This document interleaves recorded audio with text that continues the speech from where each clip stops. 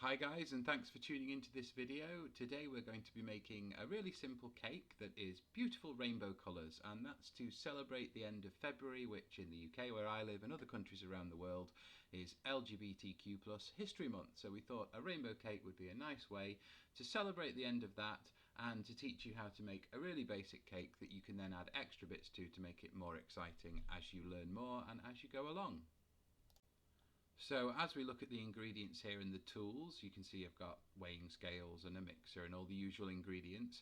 Time to mention the fact that you'll notice this video is a little bit orange at the beginning. I seem to have accidentally engaged the David Dickinson filter and everything looks very heavily tanned. That does clear up later in the video, it then resurfaces again and then disappears. It's a brand new camera to get better quality videos for you. And unfortunately we had some issues, but rather than not upload the video, we thought you could probably cope with the fact it's a little bit orange and I look unusually tanned. What we're doing here is just weighing out all of the ingredients, the flour first, then the sugar, and then the butter finally, to set them aside in a bowl ready to actually make the cake. The reason we do flour, sugar, butter, or if you prefer sugar, flour, butter, is because if you weigh the butter first, it leaves residue on the inside of the scales bowl, and then the sugar or the flour will stick to that residue and it just makes an awful mess. So if you do the flour and the sugar first and then the butter last, you can avoid that. And the reason we're setting aside in bowls each time is that that just makes it a little bit easier to tip it into the bowl of the stand mixer. As usual, if you don't have a stand mixer, that's absolutely fine. You can do this by hand in a bowl with a big balloon whisk, a big metal whisk. It's a lot more work, obviously, than with a stand mixer, but that's absolutely fine. You follow exactly the same method, but instead of letting the stand mixer do the work, you do all the work instead. So here you can see I'm weighing out the butter. That's the last ingredient. Get it to about 200 grams because that's how much we need. And then we're setting aside the butter that's left because that last 50 grams will be used later in the recipe for the buttercream. Once the butter's in a bowl, we're just going to chop it into cubes. The reason we cut it up like that is because it makes it easier for the stand mixer or for your elbow grease, if you're doing it by hand, to break it down when you get to the next part of the recipe. So there we go, that's all chopped up and it's good to go, and we can move on to making the actual cake batter. So take the butter and use a spatula to just scrape it all into the bowl of your mixer, or if you're doing it by hand, into your mixing bowl, a large mixing bowl, because you need to be able to really beat it with the whisk. Then take the 200 grams of sugar and add that to the bowl as well. You can see here that I've got the whisk attachment on the stand mixer. I actually changed this later on and I'll explain why at the time, but first of all we're going to set this to a medium speed, so 3 out of 6 on my mixer, but whatever the middle speed is for yours, and you're going to beat the mixture constantly until the butter and the sugar have incorporated with each other. You can see here they've mixed together. They aren't creamy, but they are fully combined. Once that's happened, turn the stand mixer up to full power and really beat the mixture until it becomes creamy. This is called creaming the butter and sugar, and it pales in colour and it becomes a soft, creamy consistency, and that's why it's called creaming. Once that's done, I've changed to the flat blade on my mixer because I find that works better for actually making the batter once you've creamed the butter and sugar together, but you can leave the whisk attachment on if you don't want to use 2 different blades. What we then do is add an egg, one of the 4 eggs that we use in total, and a big scoop of the flour. The reason you add the flour with the egg is it stops the mixture from splitting. If you just add all the eggs and then the flour all together at the end, you run the risk of the mixture splitting and then it looks a bit of a mess and it's not as nice a consistency. So one at a time, add an egg, a scoop of flour, beat it in the mixer, add another egg, another scoop of flour, beat it in the mixer, and just repeat that for all 4 eggs, and when you add the 4th egg you add however much of the flour is left, so that all 4 eggs and all of the flour have been incorporated into the mixture. While you're watching this, I'm going to talk a little bit about LGBTQ History Month. As you know, in countries like the UK and America, many people have petitioned, protested and rioted for equal rights for people in the LGBTQ community. They've made stunning progress over the last 100 years, particularly in the last 10 or 20 years, and there have been many huge steps forward to equality, including marriage equality, equal rights in the workplace and so on. But also, it's important to remember that there are many countries around the world where those rights haven't been achieved, where you can still be punished by death or imprisonment or worse, some sort of horrible physical punishment like being your hands cut off or being stoned, just for being gay. It doesn't matter if you've committed any crime, it is a crime in itself. And so there's still a lot of work to be done in the LGBTQ plus community around the world to try to get those standards up, to get equality. And that's what LGBTQ plus History Month is all about. You often hear people say things like, oh, why don't we have a straight history month?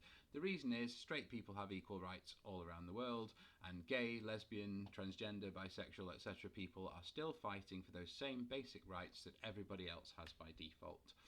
If you don't know much about LGBTQ plus history and you'd like to, go and look up the Stonewall riots, go and look up Marsha P. Johnson, and go and look up countries around the world that still punish homosexuality, etc. by death. It's amazing how far there still is to go, and that's why it's important that we have this month. I just wanted to get that out there. You don't have to do any of that if you don't want to, but I think it's really worth a look to learn a little bit about what this month is about. It doesn't matter if you yourself are a member of the LGBTQ plus community. It's worth knowing. You can be a fantastic ally to the community and help by donating to worthy causes and charities, or just by spreading the word and helping get the message of LGBTQ plus History Month out there. Right, I'll get off my soapbox now. As you can see, the mixture is fully combined, and then you take a spatula, scrape the edges and the bottom of the bowl to make sure none of the butter or flour or sugar is stuck there. Once you've done that, use the back of a knife to scrape any excess off the spatula back into the bowl, put the mixer back onto a medium speed, let it combine all the bits that you've just stirred, and then whack it back up to full speed and beat it for a good 2 minutes. You want it fully combined and you want it nice and airy and light. There we go, it's good to go, and at this point we want to turn the oven on. We're putting it on 180 because this is a fan oven. If you don't have a fan oven, then it would be 200. Then you're going to take 7 plates and set them aside. These are just side plates, one for each colour of the rainbow. Divide the batter between the 7 plates and then add each of the colorants to the little portions of batter on the plate. So this is the purple one. About a teaspoon of the gel is enough. Mix it in thoroughly so it's evenly mixed through the mixture, and it's one even colour, because you don't want plain cake batter bits mixed in with your rainbow cake. You want it all to be brightly coloured. Scrape the excess off the spoon, back onto the plate, and then move on to the next colour, and then you're just going to repeat that again. So this time I think we're doing the violet, which is actually more pink, but here we go. About a teaspoon of the gel, you don't have to measure it, just approximately. Mix it through well, make sure all of the cake batter is incorporated and has the colour mixed evenly through it, and that's pretty much it. And then what you're going to do is keep doing this plate by plate, portion of batter by portion of batter, adding each colour to the mixture, mixing it well through the batter, scraping any excess off the spoon because you don't want to lose any batter, because there's just enough for one cake. So if you lose too much, the cake's a bit on the small side. And then here you can see we're done. So we've got red, orange, yellow, then green, blue, indigo, and the violet, which, as I said, is a bit more pink, but close enough. So now you're going to grab 2 sandwich tins for actually baking the cake in. Add a little bit of vegetable oil. This is sunflower oil, but any vegetable oil will do. Don't use olive oil because it burns at a lower temperature than vegetable oil and it can give a funny taste to the cake. So just about a teaspoon of oil in each pan. Take a piece of kitchen roll, fold it up into a little spatula, and then use it to wipe the oil around the inside of each tin. That way any excess oil is absorbed, so it's not swimming in oil. You can see I did quite a bit to the one on the right by accident, and then I just absorb it all with the paper towel, so there's no problem with excess oil. So make sure the tin is evenly coated round the sides as well and all across the bottom, and then that's good to go. Now what you're going to do is take the plates of batter one at a time and add half to each tin. So you can see here I've got the red batter. I'm scraping half into the second tin, I put half into the first tin. Then again, use your finger and the back of a knife to scrape any excess batter off the spatula and make sure it goes into the cake so you don't waste any. So then we move on to the orange, so scrape half the batter into the first tin, pop half the batter into the second tin, and sit that next to the previous blob. And what we're going to do then is repeat this for each of the 7 blobs. You'll see by magic, poof, there they all are, all 7 colours in each tin divided equally. What you then need to do is spread out the batter that you've popped into the tin. So take a spoon, use the back of the spoon and gently just press the batter with the back of the spoon to the edge of the tin all the way around. And if the batter's uneven, you can use the back of the spoon just to smooth it out so it's fairly level. Once you've done that, tap it a couple of times on the work surface. That loosens up any air bubbles and stops it rising unevenly when it's in the oven. And we're going to repeat the same for the other tin, so we're just neatly pressing the batter out to the edge of the tin. It doesn't matter if the colours get mixed up a bit, but try not to mix them up too much because you want them to stay separate colours, not turn brown. And then we're going to tap it vigorously on the work surface again, release any air bubbles to make sure it rises evenly. And then once the oven is hot, you're going to take the 2 tins of batter, put them on the same shelf in the middle oven. That's my face, by the way, you don't very often get to see that. And then leave it in the oven for 13 to 15 minutes. Once it's nicely brown and risen, turn the oven off. And you can test whether the cake is done by sliding the blade of a knife into the cake and taking it out at the thickest point. And if it comes out clean with no liquid batter on, your cake's done. Remember to use oven gloves. Heat-proof gloves are important so that you don't burn yourself. Take those cakes out. I'm just setting them on top of the cooker here. I'm going to demonstrate the knife test now just so you can see what I'm talking about. Again, apologies for the fact that I'm back in David Dickinson mode, but it conveys the point. Take the blade of a sharp knife, stick it in the thickest part of the cake. You can see there's no batter stuck to that blade, so it's good to go. Put both halves of the cake in the tin, don't rush to take them out of the tin, on a cooling rack on the side, and then you want to leave them there for at least 10 minutes. I know the temptation is to want to tip them out straight away, but if you let them cool a little bit, 10-12 minutes, in the tins, they shrink back from the edges of the tin, and then they're easier to get out. After 10 minutes, here you go, using the gloves again because they'll still be quite hot, tip the cakes out onto the cooling rack. So here we go, 1, 2, and then go away and leave them again. Don't touch them, don't interfere with them, just let them cool down. While they're hot, they're much more prone to crumbling and breaking. Now we're going to make the buttercream. So take the 50 grams of butter that you saved from earlier, get a balloon whisk and a big mixing bowl, and then beat the butter until it's more of a paste than a block. So you can see I hold the whisk a bit lower down than just the handle so I get a bit more purchase on it, and then just beat that butter till it's a bit more creamy and soft. Now, those of you who like to follow an exact recipe aren't going to like this next bit because I just say add a little bit of icing sugar. It would be roughly 2 tablespoons at a time, maybe a little bit more, but just do it by eye. Add a little bit of icing sugar and then carefully incorporate it with the butter. If you're too vigorous here, because it's powdered sugar, it will go everywhere and there'll be a big cloud of sugar. Mix it gently until it looks like this, almost like breadcrumbs. Add a splash of milk and then mix it with the mixer again, and you'll see that those breadcrumbs come together and then it breaks down into a creamy paste, and that's your buttercream essentially. You can see it just coming together here. Then you're going to repeat this process. So now you've got the first part done. You're going to add another couple of tablespoons of icing sugar and then mix it in, then another splash of milk and mix it in, then another couple of tablespoons of icing sugar, and so on. And you repeat this process until you've got enough buttercream to adequately fill the cake.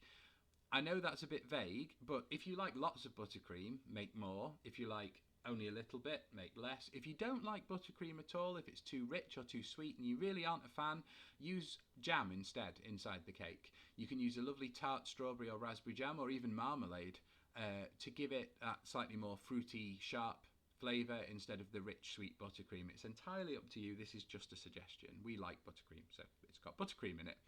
So you can see here, more milk, more sugar, and mix again. And once you're happy with the consistency and the volume, then you can stop, and the best thing to do is to set it aside in the fridge because buttercream will go soft at room temperature. It will go very soft, and then when you put it into the cake and put the sides of the cake sandwich together, it will all come oozing out all over the place, even if the cake's cold. So you want to make sure that once you've finished making the buttercream, that you pop it into the fridge and just leave it there until you're ready to use it. When you get it out, if it's a little bit hard, just leave it for a couple of minutes at room temperature and give it a good whack with the whisk, and it should loosen up again and be ready to use. So David Dickinson's filter is about to pass and we'll be coming back to the real world again. And basically what you'll see here is I'm going to take some lemon extract, but lemon essence is just as good.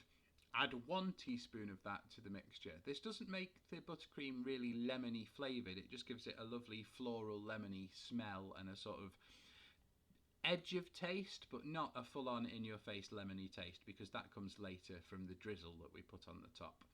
Give that lemon extract a mix through, and once it's well mixed into the mixture, you can move on to the next stage. There we go, good to go. The next stage is to grab a zester. That's a lemon zester or a citrus zester there. If you don't have one of these, you can just use the fine side of a regular box grater and just grate the outside of the lemon and just tip it into the bowl. But I'm going to zest the outside of the lemon into the bowl here. It's a very exciting tool. To me, it always feels a bit 80s. I don't know why. Lemon zesters just feel very 80s to me, a bit like melon ballers. Add all that zest into the mixture, and then mix it through with the whisk. That gives it, again, a bit more of a sort of floral, lemony smell, and it also gives it a little bit of texture and a little bit of interest in the mixture, the little flecks of yellow. So it looks quite nice, it tastes great, smells lovely, and that's good to go. So we're going to move on to the lemon drizzle. This is what you're going to be putting on the top of the cake. Again, if you don't like lemon, use orange or whatever citrus fruit you like. Get some pineapple juice instead.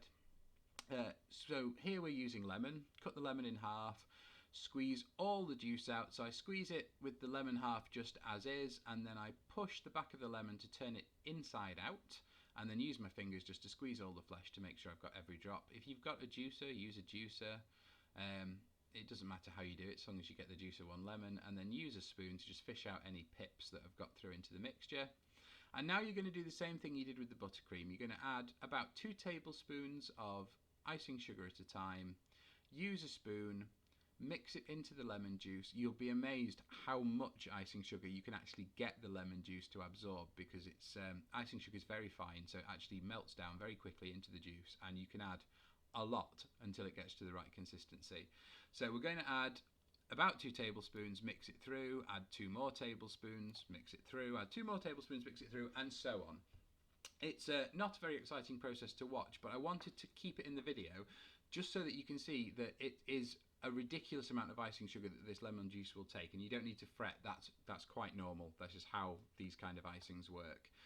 Keep mixing it together, keep adding more sugar, and then we're going to cut away from this because we added about 5 or 6 more lots of sugar until we ended up with this, which is a thick, smooth icing. And if you look at the consistency, it's pourable still. It will run, but it's good and thick, so it's not going to run straight off the cake and onto the side, but it is going to still be pourable and spreadable.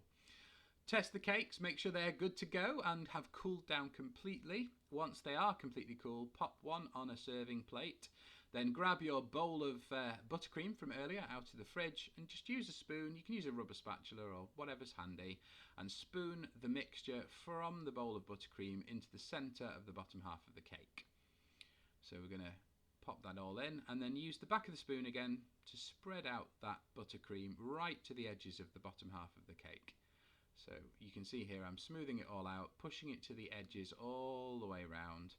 And then if there are any extra bits of buttercream left in the bowl, you can scrape those out, just pop them into the centre and then spread it out with the back of the spoon again to even it out. So you can see I'm about to do that here.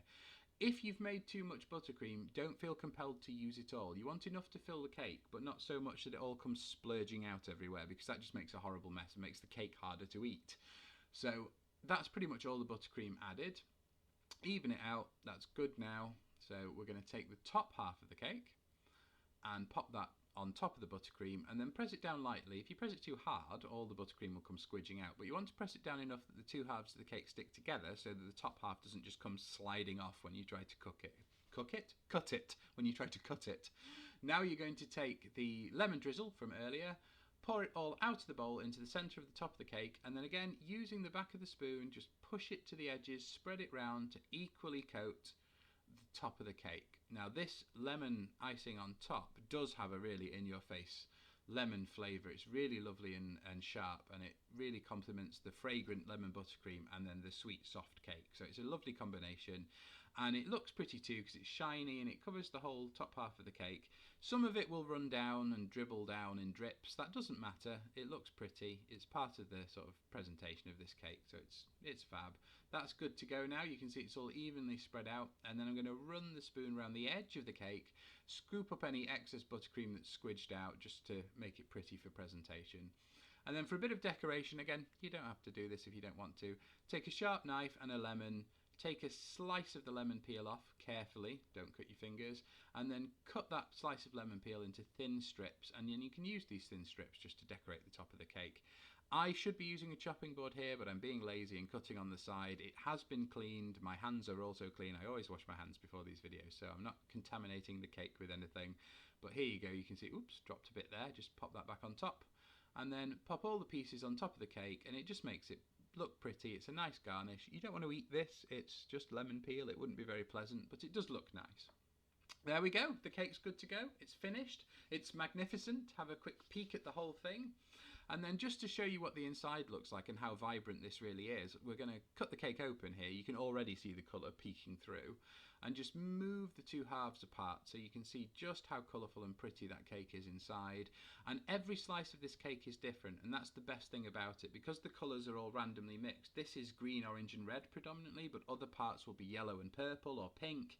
And it's just nice. People get the cool effect of having different coloured slices of cake. And that's it. I know cakes are a bit more complicated than our usual videos, but we wanted to show you this in honour of LGBTQ History Month, and also because you can actually build on this basic cake recipe here, minus all the funny colours, to make lots of other exciting sponge cakes. So thank you for watching this video. Please do look into LGBTQ History Month if that interests you. It would make a huge difference to people around the world if you can do anything at all to lend a hand. And we'll see you in the next video. Thank you so much for watching. Don't forget to like, subscribe and share this with all your friends. Get them on the channel, joining in, and remember to click that notification bell so that you can see the next video we upload. Thank you.